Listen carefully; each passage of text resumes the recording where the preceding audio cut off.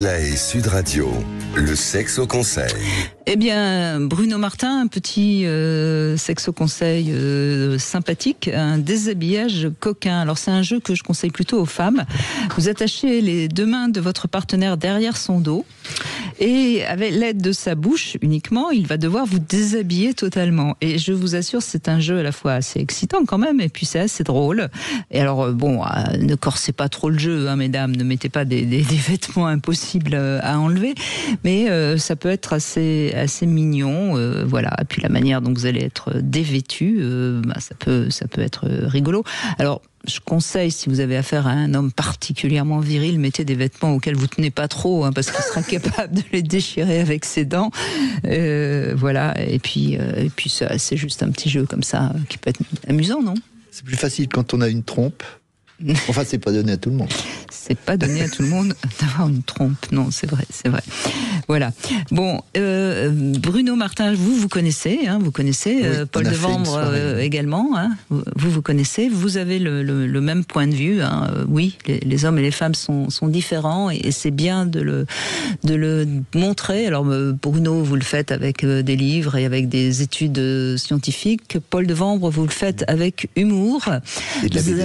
Vous avez repris votre spectacle à Bobino, hein, les hommes viennent de Mars, les femmes de Vénus. Vous en avez changé un petit peu, bien sûr, parce que c'était important de mise à jour. Il y a quand même des choses qui. Oui, exactement. Alors, on peut aller vous voir du jeudi au samedi à 19h et le dimanche à 15h. Moi, j'avais été voir votre spectacle au début l'année dernière, au printemps, oui. Et ça rit beaucoup dans la salle. Et on voit bien à quel point ça fait du bien. Ça fait du bien d'entendre, avec beaucoup d'humour, notamment l'homme qui rentre et qu'il a besoin d'être un petit peu dans sa caverne avant de pouvoir communiquer. On a eu un témoignage tout à l'heure qui en parlait. Non, c'est ça qui est très chouette, c'est que le spectacle, il est sur scène, mais il est aussi beaucoup dans le public, où ce sont les coups de coude, les regards qui s'échangent et tout, parce que l'idée évidemment, c'est que on est égaux, oui, mais on peut être égaux et différents. Égal ne veut pas dire semblable, et donc c'est dans ce jeu du masculin et du féminin, et l'idée c'est de devenir bilingue, en fait, de bien comprendre, de bien pouvoir parler les deux langues, mais surtout de comprendre les difficultés dans une communication. C'est quand il y en a un qui parle féminin et l'autre qui répond en masculin. On ne se comprend pas toujours, et donc quand on comprend une autre logique que la sienne, ça peut amener un peu plus, de compréhension dans la relation. Moi, j'ai l'impression, je sais pas ce que vous en pensez tous les deux, j'ai l'impression que c'est compliqué aujourd'hui d'accepter nos différences, comme si on n'a plus le droit, d'en parler. Déjà, vous n'êtes plus à la mode. C'est parce qu'il faut être à la mode aujourd'hui. La mode, il n'y a plus de genre.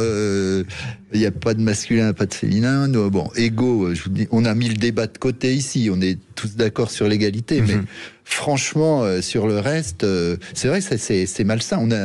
On a eu des exemples encore tout à l'heure sur ça. C'est très difficile d'admettre ces différences-là, parce que vous n'êtes plus quelqu'un dans la mouvance et dans le temps, hein. Oui, mais en même temps, le spectacle de Paul, il fonctionne, les gens s'amusent. Donc ça veut bien dire aussi que...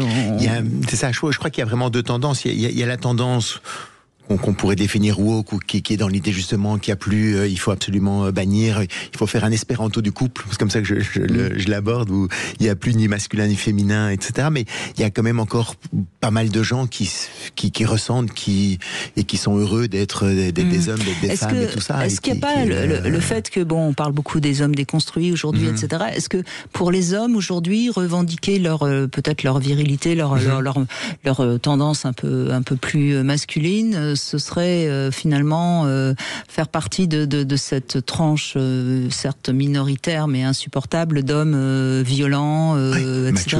Est-ce que déjà les hommes sont un peu muselés à cause de ça ? Je pense, c'est vrai que la toute grande majorité des hommes ont envie de vivre une relation épanouissante, saine, et avec un partenaire où on donne le meilleur, où chacun donne le meilleur de lui-même. Et quand on se sent, quand on critique et qu'on les excès qui sont évidemment totalement critiquables et violents et malsains et délictueux.